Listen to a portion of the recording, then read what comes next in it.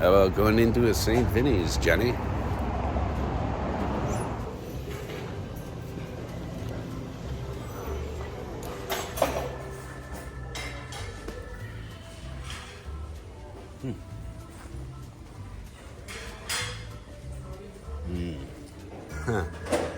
Yeah. I was like, ooh, a Bushnell. Somebody else knows it's a Bushnell, too.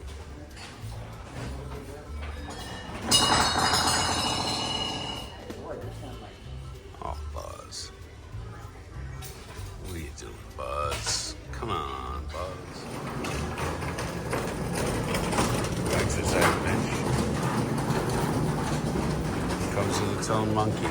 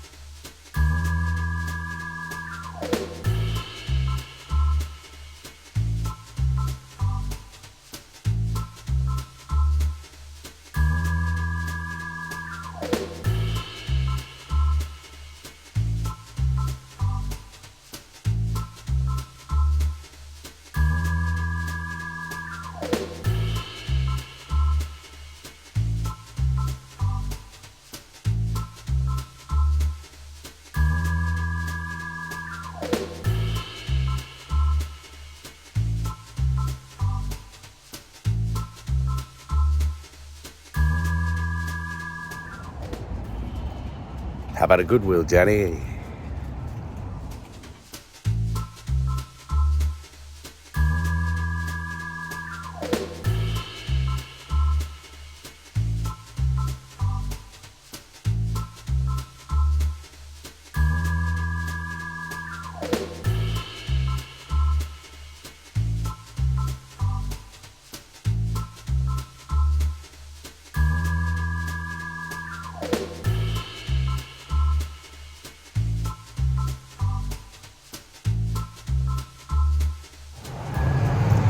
Everybody. Hey, how you doing? It's good that you don't deny the audience your hey there's. Look, we're already starting the building. I'm excited to go in here. We're at an antiques dealership, several floors, lots of booths, lots of dealers. Oh, look at the back of the vehicle. I like it. So come with us.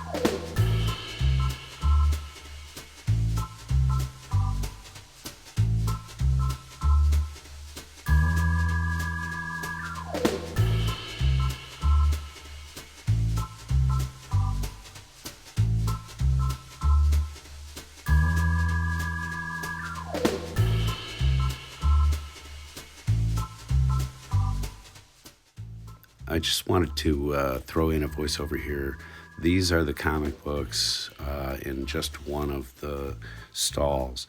This was all the DC stuff, and it was in sort of an alphabetical order. On the other side, we had a bunch of the bins that were full of X-Men. Down there, if you look, there's some other stuff, some Conan, and there was other stuff in here, though primarily it was a lot of X-Men. There were a whole bunch of really good Marvel and DC and independent comics, and this wasn't the only stall. There's another one a little later on where I actually showed some of the titles that were in the bins.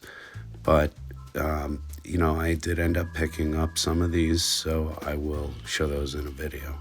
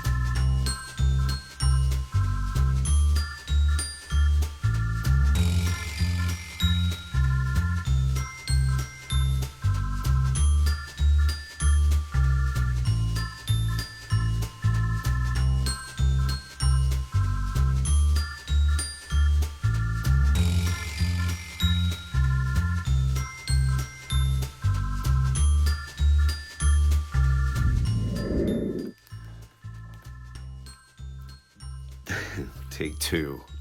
Stick around for a funny outtake at the end of the video. Okay. Welcome back, everybody, to the Monkey Shine Lab. This is another part of the Bleats Bungalow. It is what we call our cat preserve at the moment. It's sort of an area that is there to keep the cats comfortable, give them a window to sit in without having to deal with Harvey and Axel all the time. So it's a nice little corral here, but I accidentally let the dog in, and you know what happens. So, anyway, new take. I just did want to talk to you about some of the things that we saw and picked up at the Albany Antiques and Collectibles Mall. It's a really great place there, and right down in downtown Albany. And the folks that run the place are wonderful. And it's just always a feast for the eyes and a threat to the pocketbook every time we go. And that said, I just wanted to talk about some of the stuff that we found there and other places. We went to a St. Vinny's, we went to Goodwill. You saw a lot of different sort of things in there. And then we wound up at the Antiques Mall. And I finally found at the St. Vinny, actually, I finally found a $4 copy of War for the Planet of the Apes. This one, for some odd reason, has been eluding me on the resale shelves. Finally found it, and for a fairly decent price. It's just the Blu-ray, but I'll live. And then I just wanted to talk very briefly about some of the comic books that I picked up. You saw the bins at the first place, which is where I kind of thumbed through and found some of what you're going to see here. But there is some amazing DC at another booth. I saw a Hawkman and Superman issue that I remember clear as day, remember seeing on the wire rack, or on the comic book shelf in the pharmacy when I was a kid. So it was really cool. I sat there holding it for a minute, and they only wanted like $2 for it or something like that. So I was like, or maybe even $1. And I was so blown away by some of the other stuff that I was finding that I forgot where exactly that comic book was. And this place is just huge. It's a maze of different vendors. So as you're going through, you're seeing all different kinds of stuff. Oh, and the Periscope was still there. If you want to see the Periscope and see what the hell I'm talking about, there's a fully functioning Periscope on this in this place. In the sort of, there's a Veterans Memorial stuff that has a whole bunch of uniforms and different stuff, and there's a fully functional Periscope. And last time I was there, we really did sort of joke about buying it for the house. I don't know what we'd look at, honestly. But anyway, one of the things that I found down there, in addition to all the other cool DC stuff, and the stuff that took most of my cake this time through, was some more of the Marvel Darkhawk series. It is sort of from the 90s and thousands, and it's a mech suited character that did not really take off, so to speak, too heavily. However, these comic books are becoming harder to find, and the price is going up on them because of that, I would assume. So when I found a couple, I picked them up. And though these each have a price tag on them of $2.50, they were $2 a pop. But 3 against the odds: Daredevil, Captain America, and Darkhawk. Sleepwalker is in this one. Some of these at some stores here in Salem are upwards of $4 a throw. So I feel like I scored grabbing all these. And also now, Andre, take a look at these covers. You don't have to look for these anymore. But you can if you wanna, because they're really cool. I am not necessarily a big Venom reader or anything, but any appearances of these characters anymore is a real big deal, because they've made it into the movies. The Heart of the Hawk, by the way, that up top there, the Heart of the Hawk, is a set of issues which I was looking to complete, and just luckily there was a whole bunch of them. And a summons. Name that movie. Trivia question. Darkhawk meets the Punisher. Come on. Right? And then because they're going to be doing on Disney Plus, at least they've been planning to do Armor Wars, which is sort of a thing surrounding all of the different, mechanized suits of War Machine and Iron Man and all that ilk. Savage Steel is a name that I've heard kicked around a little bit, and so I'm going to get a little taste of that character. But again, the showdown with Hobgoblin and Spider-Man on the cover, which always makes things, more expensive some way. But they weren't in this case. And then this Hobgoblin episode as well, featuring Spider-Man and the aforementioned Goblin. Yeah. I thank you very much. I do appreciate your indulgence in the comic book side of this endeavor. If it doesn't interest you, you never know. Maybe it will. Maybe it will be sort of something that you cycle into. I know it's something that I kind of fall back on all the time because it is sort of my happy place. It's an art form, if you will. It's not buying NFTs with Bitcoin from Jake Paul or RuPaul. What's the blonde guy's name? I don't know, but he's in wrestling now. Do you know that? YouTube to wrestling. Maybe I could do it someday. Or not. Anyway, thank you very much for coming out here to the Monkey Shine Lab, everybody. We really do appreciate the little bits of time that you do come out and spend with us. And if you think about it, hit the subscribe button below. We'd really appreciate it. It starts to unlock things for like a video game for us as creators. And if you enjoy someone's content, hitting that subscribe button, it's free for you, but it does a lot of wonderful things for every creator that you enjoy here on YouTube. So I'm not just asking for myself, I'm asking for all the creators whose material you enjoy. Hit the subscribe button. It doesn't fill your inbox with anything. I mean, it could.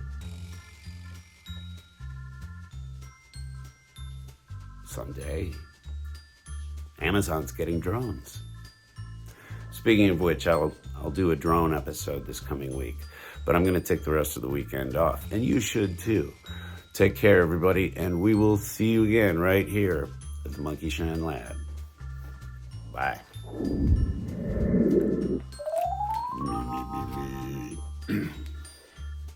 My kitty.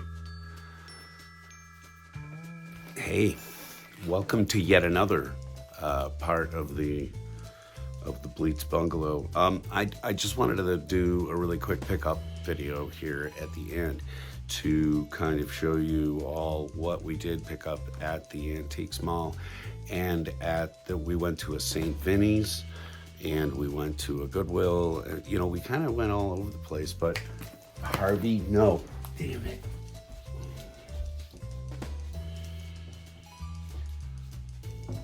He's got one of your pumpkins, babe.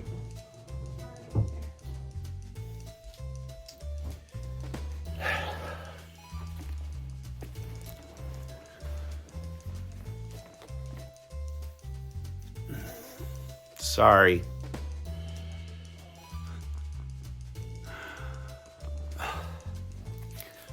We have...